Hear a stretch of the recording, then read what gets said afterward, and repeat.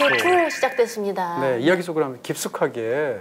이거 파헤칩시다 그냥 이 영화를. 네, 오늘 그냥 끝장을 봅시다. 끝장 봅시다. 일단 2부에서는 네네. 저는 등장인물들에 대한 이야기들 하고 싶어요. 네. 일단 클라이브 오웬 얘기해 주셔야죠. 아이고 우리 테오 주인공. 네네. 네. 예전에도 뭐 클로저 같은 영화에서 나 그때 너무 싫었어요. 연기를 너무 잘해서 그래. 어이 변태 네. 아저씨. 예. 얼마나 욕하면서 봤는지 몰라요. 변태 맞습니다. 네. 제가 볼 때 변태 맞아요. 그 적어도 그 배역으로는 욕하면서 봤어요 그때는. 그랬는데 네. 그때랑은 또 사뭇 다른. 사뭇 다른. 굉장히 무기력하고.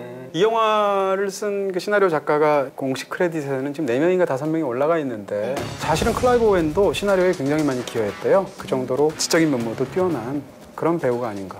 저는 이제 예를 들어 개인적으로 또 줄리언 무어 굉장히 좋아하는 배우거든요. 네네네. 근데 줄리언 무어를 보면 불안한 연기를 하는 건 세계에서 최고거든요.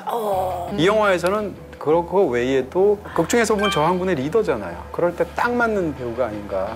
그런 것도 정말 느껴졌어요. 그쵸? 여성 리더인데 딱 카리스마 있게 일부러 막 행동하지 안 하죠. 않는데 네. 절제되고 담백한데 저 사람은 리더다라는 게 느껴지고. 그렇습니다. 또 마이클 케인. 아 정말 대배우죠. 그 제스퍼란 남자로 나오게 되는데 그 제스퍼는 세상으로부터 은둔했다고 할 수 있죠. 원래는 시사 만화가예요. 약간 히피 같았어요. 그렇죠. 네. 심지어는 모델이 있습니다. 존 레넌이에요. 어쩐지 그쵸? 헤어스타일이 70년대 존 레넌하고 똑같은 모습이고 70년대 존 레넌은 한 몇 년간 운동 기간이 있었어요. 결혼을 하고 또 아이를 낳았지 않습니까? 션이라는 아이죠. 션 레넌을 이제 키우면서 요즘식으로 얘기하면 육아휴직으로 몇 년 쉰 적이 있는데 그럴 때 이렇게 세상으로부터 떨어져서 산 적이 있어요. 그런 다큐멘터리도 있거든요. 그럴 때의 모습을 마이클 케인이 가져와서 그 모습을 차용해서 연기한 거예요. 그런 면에서도 약간 히피 같은? 감독님이 그렇게 좀 차용을 하라고 얘기를 같이 상의를 했겠죠? 그렇겠죠. 얘기하는 과정에서 그랬을 수도 있고 배우들 경우에는 의외로 이런 모델들을 떠올리는 경우가 많습니다. 예를 들어서 뭐 대부에서 말론 브랜도 같은 사람이 이렇게 목신 목소리로 너무 유명한 연기를 했잖아요. 그것도 모델이 있거든요. 누구요? 말론 브랜도가 어느 날 텔레비전을 보는데 마피아 보스 중에 한 명이 청문회에 참석한 거예요. 근데 이 사람은 총격전 과정에 여기가 관통이 된 거죠. 치료를 받았는데 목이 약간 새는 소리로 총상 때문에 새는 거예요. 근데 그렇게 말하면서 증언을 하는 마피아 보스가 굉장히 인상적이었던 거죠. 이 말론 브랜도가. 그러다가 오랜 세월이 지나서 자기한테 보스 역할이 왔을 때 그 목소리를 떠올렸고 그 연기를 한 거예요. 이런 식으로 배우들은 사실 관찰력이 좋아야 되거든요. 그런 것을 통해서 연기하는데 이 마이클 케인 같은 대배우는 존 레논을 생각한 거죠. 너무 괜찮았어요. 암울한 절망적인 그 상황 속에서 약간 유일하게 유머러스함을 가지고 있는 따뜻하고. 사람. 네. 근데 이 사람은 미래를 믿지 않는 사람이고 이 사람은 허무주의자예요. 그러니까 허무주의자라는 건 세상에 의미가 없다고 믿는 사람이거든요. 모든 것은 다 운명에 좌우될 뿐이다 라고 믿는데 그렇게 믿는 사람이 엄청난 중요한 그런 일들을 마지막에 하잖아요. 그런 면에서 보면 영화에서도 저는 사실 제일 감동적인 장면 중에 하나가 이 인물의 후반부 쪽에 나오는 어떤 맞아요. 그런 장면들이 굉장하다고 생각합니다. 마이클 케인은 국내에서 그 연기에 관한 책이 출판된 게 있는데 연기에 관해서 나온 책 중에 손꼽는 정말 뛰어난 책이에요. 영화 연기 쪽으로 관심이 있으시면 한번 보시는 것도 좋겠다. 뭐 이런 얘기를 말씀드리고요. 여기 나오는 조연들이라고 할 수도 없을 것 같아요. 인물들마다 다 특징도 있고 개성도 살아있어서 뭐 키에게 또 도움을 많이 준 조모사, 예전에 조모사였던 그렇죠. 그분. 간호조무사였던. 옷만이 반면 계속 외치는 그쵸. 그분. 네. 그분도 굉장히 개성 있었고 인상적이고. 아주 핵심적인 인물들이에요. 그리고 이제 좀 시간이 지난 영화를 보면 재밌는 게 그때는 눈여겨보지 않았는데 그 이후에 스타가 된 사람들의 과거 모습 보는 거 이런 거 있잖아요. 장군의 아들 같은 거 보면 거기 황정민 씨 나오거든요. 에? 황정민 씨 거기 황정민 씨 데뷔작이에요. 나와요? 예, 이 영화에서 저는 이제 치웨텔 에지오포라고 그 저항군의 두 번째 리더인 루크로 나오는 남자 있죠. 이 사람이 노예 12년으로 엄청난 인기를 끌었던 주연 배우잖아요. 그 이후에 주인공은 아니지만 중요 배역으로 나오는 게 다시 한번 눈여겨보는 그런 느낌도 있었습니다. 제가 제일 좋아하는 인물 누군지 아세요? 이 영화에서? 제스퍼 아니에요? 제스퍼 아니에요. 그럼 마리카. 마리카라고 마지막에 있어요. 그 집시 여성. 루마니아계 집시 여성. 마리카랑 관련된 호반부를 보면 굉장히 감동적인 게 같은 언어를 사용하는 사람들끼리는 단절이 돼 있습니다. 그쵸. 그리고 심지어는 막 배신을 합니다. 그런 부분들이 있는데 이 마리카는 루마니아어를 사용하는 동구의 불법 이민자이기 때문에 대화가 안 통해요. 근데 그림을 그려야 간신히. 그렇죠. 네. 배를 얘기하는데 벽에다가 배 그림을 그려야 될 정도인데 영화에서 가장 곡진하게 마음이 통하죠. 굉장한 감동이 후반부에 있습니다. 마리카라는 인물 캐릭터 정말 좋았어요. 네, 감동도 마리카 때문에 많이 좀 느꼈고. 그렇죠. 이름들 특이하다는 생각 혹시 안 하셨어요? 키는 스펠링으로는 K-E-E로 쓰는 것 같은데 당연히도 들는 순간 우리는 K-E-Y로 생각하게 됩니다. 네. 그러니까 말하자면 이 모든 이야기의 열쇠 같은 인물이에요. 당연히 그래서 이름을 그렇게 준 것 같고요. 네. 지금 뭐 표기법으로는 밀리엄이라고 쓴 것 같은데 미리엄이 맞고, 미리엄은 누군가 하면 모세의 누나예요. 성경에서. 근데 모세의 누나가 무엇으로 유명하냐? 모세가 죽을 것 같으니까 엄마가 이렇게 수로 같은 데다가 이렇게 바구니를 만들어서 띄워보내죠. 그것을 이집트 공주가 거두어서 자기 양아들처럼 키우게 되는데 아이를 키워본 적이 없잖아요. 그럴 때 엄마가 빨리 야, 누나인 그 미리엄을 찔러서 네가 가서 몰래 들어가서 아이를 키워라 해서 누나인 걸 속이고 가서 자기 동생을 키워요. 그러다가 나중에 누나라는 걸 알려주게 되죠. 그게 미리엄이거든요. 영화에서 보면 딱 그거잖아요. 테오라는 태호도 이름. 뭐가 있어요? 그렇습니다. 테오는 뭐 시어도라는 말의 애칭으로 줄임말이 테오일 텐데 영어의 모어가 라틴어잖아요. 라틴어나 그리스어에서 THEO는 신입니다. 신. 그러니까 영화 속에서의 이런 모든 일들이 사실은 굉장히 밀접하게 관련되어 있는 상징이고, 딜런도 심지어는 관련이 있어요. 마지막에 그 아이 이름을 딜런이라고 줬잖아요. 뭐지? 밥 딜런 뭔가? 밥 딜런일 수도 있는데 이게 영국에서 벌어지는 얘기잖아요. 웨일즈 신화에서 딜런은 바다의 영웅이랍니다. 딜런이란 말 자체의 뜻은 거대한 파도란 뜻이에요. 근데 영화의 맨 마지막에 보시게 되면 너무 이 이름이 거기랑 딱 맞는 상황 속에 그 아이가 있죠. 그러니까 이런 모든 것들이 하다못해 이름을 정하는 것까지 엄청나게 신경을 쓴 그런 작품. 사실은 원작하고도 관련이 있죠. 원작이 있으니까. 90년대 초반에 뭐 PD 제임스라는 그분이 여기 카메오로도 나왔어요. 저 누군지 알아요. 아시죠? 설명해 네. 주세요. 네네. 그 오프닝 장면에 네, 그 이렇게, 카페 장면에 멍멍이 안고 이렇게 그 뉴스 보고 있는 인물이에요. 또 발견하셨군요. 네. 그 할머니가 바로 이 원작자. 멍멍이 얘기 나와서 그런데 이 등장인물도 많은데 이 영화는 동물들이 진짜 많이 나와요. 그것도 관련이 있을 겁니다. 영화에서 보시면 극 중에 나오는 모든 동물들이 태호를 좋아해요. 농장에 가면 거기 개 2마리가 사나운 개가 있는데 유독 당신은 잘 따르네요. 이런 대사도 나오고. 그리고 뒤에 보면 집시 여성이 개를 데리고 다니고. 산초. 이런 것들이 태호가 영화 속에서 주제를 실현하는 것과 굉장히 관련이 있습니다. 이 영화에서 인종을 다루는 방식, 계급을 다루는 방식, 혹은 세계 전체를 다루는 방식에서 이게 인간에 관한 문제만도 아니잖아요. 그럴 때 동물에 관한 얘기들까지 커멘트하는 그런 태호의 어떤 위치를 보여주는 그런 상징이겠죠. 동물 많이 나와서 그것도 좀 보는 재미가 있었어요. 제가 또 그렇습니다. 멍멍이 좋아하거든요. 고양이랑. 좋아죠. 네네. 네. 너무 귀엽죠? 네. 귀여워요. 그리고 제가 또 좋아하는 장면 중에 하나가 네네. 고양이가 이렇게 태호 다리 이렇게 타고 타오르잖아요. 자꾸 올라가요. 네. 되게 심각한 회의하고 있는데 그때도 좀 느꼈어요.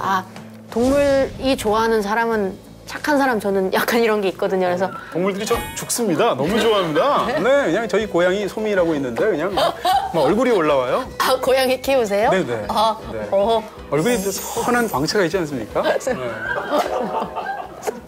이제 이 영화가 다루는 어떤 무슨 사회 문제 이런 얘기들도 좀 해야 될 것 같아요. 거의 10여 년 만에 어제 다시 보면서 놀란 것은 2006년보다 2016년의 세계에 더 잘 어울리는 영화더라고요. 일단 그 영화 속에서 이제 피쉬단이라고 나오잖아요. 피시파. 영화 속에서 주장하는 것이 뭔가 하면 이민자들의 권익을 보호하는 단체인 거죠. 정부는 반대로 거기에 대해서 굉장히 보수적이면서도 국수주의적인 정책으로 반이민 정책을 쓰고 있죠. 이 두 가지가 충돌하는데 이 영화의 균형 감각은 굉장히 놀라운 건 그렇다고 해서 피시파를 굉장히 막 훌륭한 것으로 묘사하지도 않아요.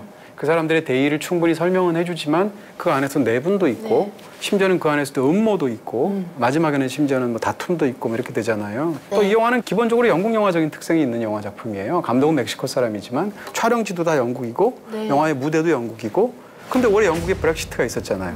뭐 브렉시트 같은 것도 사실은 난민과 관련되어 있고 트럼프 같은 사람이 저렇게까지 부상하는 것도 불법 이민하고 굉장히 밀접한 관련이 있잖아요. 그랬을 때 사람 입장에서는 내가 지금 일자리가 없고 괴로우면 당장 외부에서 사람들이 들어와서 내 일자리 뺏는 것 같다라는 생각이 들잖아요. 사실은 훨씬 더 많은 이유들이 있는데 그럴 때 사람들이 내는 어떤 그런 즉각적인 목소리들이 지금 세계를 바꾸고 있잖아요. 그런 상황에서 이 영화는 너무 정확한 영화 같다는 거죠. 너무 필요한 영화 같다는. 불법 이민자 문제 말고 또 영화에서 문명의 뭐 충돌이라고 그럴까? 이런 것도 영화에서 굉장히 중요합니다. 그러니까 지금 거의 종교전쟁 같은 상황이 유럽에서 벌어지잖아요. 이슬람과 기독교의 접점에서 이 난민 문제하고도 결합이 돼서 아주 심각한 상황이 벌어지는데 영화에서 마지막 장면들 같은 거 보시면 이제 봉기를 일으켜서 이제 시위하는 장면이 나오잖아요. 시위할 때 뭐라고 외치냐면 알라후 아크바르라고 외칩니다. 이슬람 테러리스트들이 항상 하는 말이 최고의 하는 말이 그 말이에요. 알라는 위대하다라는 말이고 이슬람 테러리스트뿐만 아니라 이슬람을 신봉하는 사람들이 가장 신에게 이렇게 바치는 가장 최고의 말이 알라후 아크바르죠. 그러니까 이 사람들은 이슬람 신자들로 영화 속에서 설정이 되어 있어요. 그 다음에 거기에 맞서서 싸우는 정부의 군인들은 기독교인으로 묘사가 되어 있습니다. 마지막에 어떤 장면을 보고 성호를 긋거나 이런 걸 보면 그러네요. 알 수가 있죠. 그러니까 그거 자체가 일종의 종교 전쟁의 양상을 띠고 있고, 근데 이게 지금 실제로 서구에서 일어나는 일들이잖아요. 그러니까 이런 식의 어떤 양쪽의 문명 간의 충돌을 다루는 문제라든지 심지어는 저출산 문제도 있습니다. 어떻게 보면 인류를 끝장을 내려는 가장 확실한 방법은 저출산. 정말이네요. 그냥 그렇죠? 누가 침공하고 그러면은 네.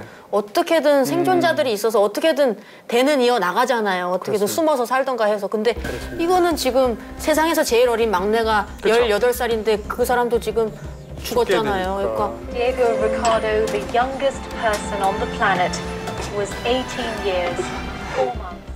인류가 없는 거니까 진짜 제일 암울한 상황인 것 같아요. 바로 그렇죠. 이것이야말로. 네, 그런 면에서 한국에서 보면 이 상황이 더 물론 이 영화는 저출산을 아이 많이 낳으라고 만든 영화는 아니죠. 근데 저는 약간 그런 것도 느꼈어요. 그럴 수 있다니까. 네. 빨리 내가 이 애국을 해야겠다. 나 혼자 내는 건 아니지만. 네.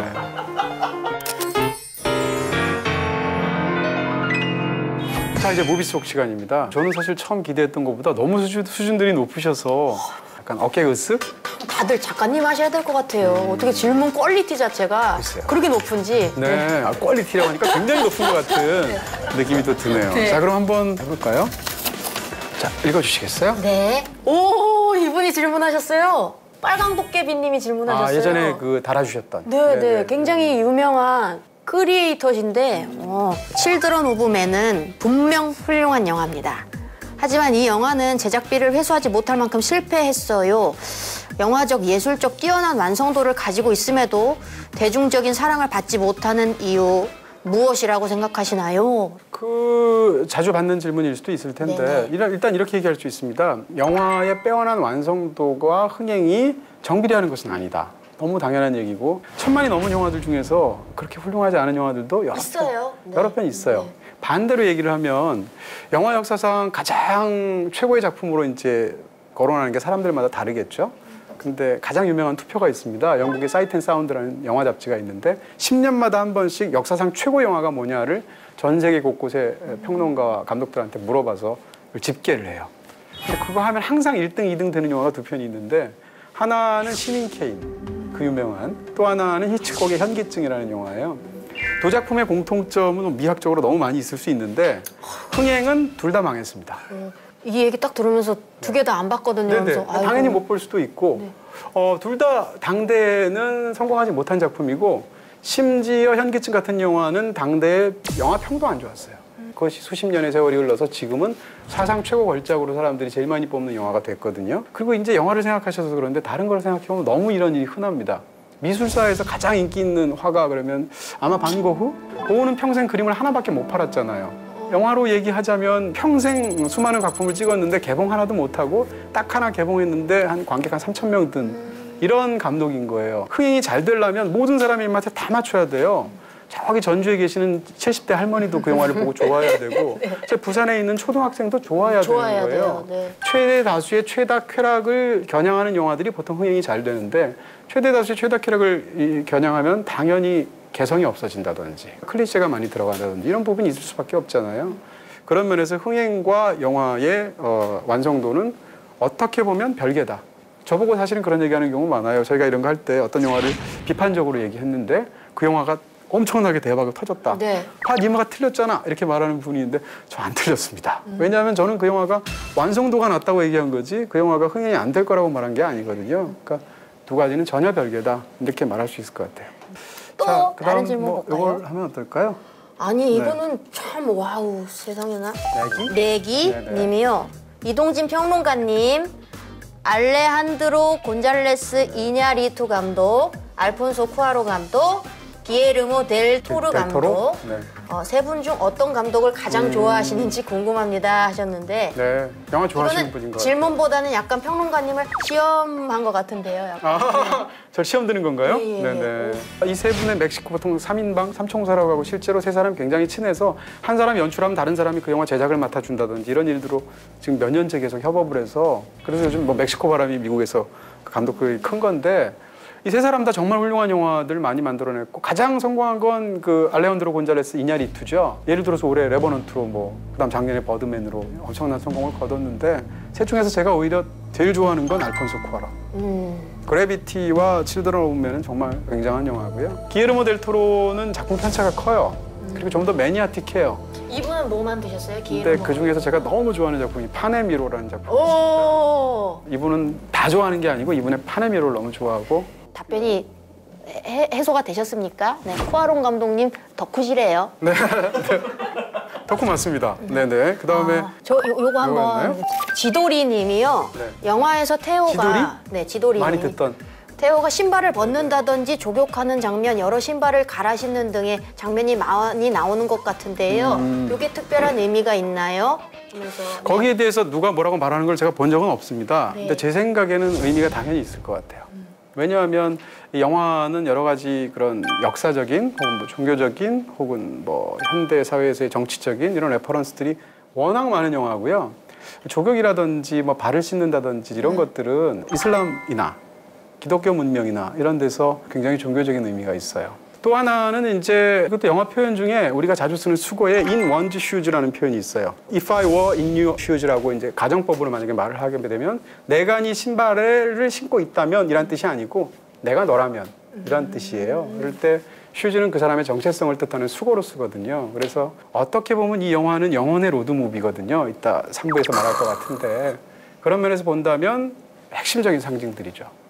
왜냐하면 그런 변화를 보여주니까. 처음에 뭔가 이게 싸울 때는 맨발이었다가 제스퍼 집에서는 그쵸. 쪼리를 신고 그 뒤에는 운동화를 어떻게 돼서 운동화를 신고 하는 거 와 보면은 진짜 여러 번 봤구나. 예, 네, 이게 네. 점점 이제 이 사람이 무기력하고 막 운명에 맞서지도 않고 신념도 잃어버리고 했다가 이렇게 점점 신발이 이렇게 발을 보아 그렇게 되는 거 보니까 뭔가 다시 뭔가 또 다른 신념이 뭔가 생기는 그런 느낌도 받았어요. 신발의 변화에서. 너무 좋은 해주셨네요. 질문이에요. 네. 네네. 개봉동 사시는 우리 그래요? 지도리님이. 네. 어떻게 사는지 어떻게 아세요? 접니다. 아 그래요? 네. 어떻습니까? 어떻습니까? 역시 다르다라는 생각이. 이 신발이 상징이 또 되고. 이런 질문이 진짜 좋은 질문이에요. 아주 구체적으로 정말 묻고 싶어하는 어떤 것이 단단하게 있는 질문이 저는 굉장히 좋은 질문입니다. 역시 개봉동 어디라고 그랬죠? 개봉동. 동네도 심지어는 영화적이야. 개봉동이야. 개봉동. 아 진짜. 이건 진짜 운명이야 운명. 와. 네.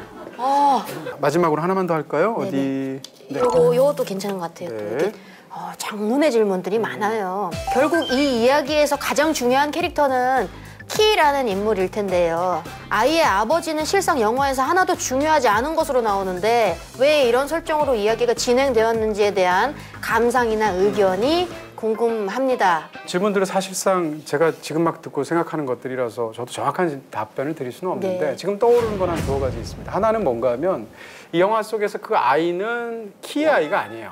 영화의 내적인 의미로 본다면 인류의 모든 희망이 맞아요. 담겨 있는 말하자면 고유명사라기보단 보통 명사로서의 그 아이인 거예요. 굉장히 사랑한 누군가와의 사이에서 이 소녀가 낳은 아이다라고 한다면 두 사람의 사랑의 결실인 거잖아요. 근데 그런 것들을 배제시키는 거죠. 별로 여기선 의미가 없어요. 의미가 없기도 네네. 하고 그걸 최대한 아버지를 배제시켜야 이 자체의 어떤 신화적인 속성이 살아나겠죠. 그런 면에서 아버지가 배제됐을 것이다 라고 생각할 수 있고요. 또 하나는 여기서 사실상의 아버지는 클라이브 오원이에요. 그리고 이 테오와 이 키의 여행은 사실상 요셉과 마리아의 관계하고 아주 같습니다. 근데 요셉은 아버지가 아니에요. 왜냐하면 마리아의 그 예수의 잉태는 남자 없이 이루어진 거잖아요. 그런 면에서 본다면 이 영화에서 진짜 아버지는 사실상 내적으로는 테오인 겁니다. 의미적으로는. 그렇게 보면 아마도 요셉과 마리아가 아이를 낳기 위해서 여행을 떠나잖아요. 이스라엘에서 난 게 아니잖아요. 이집트에 가서 아이를 낳잖아요.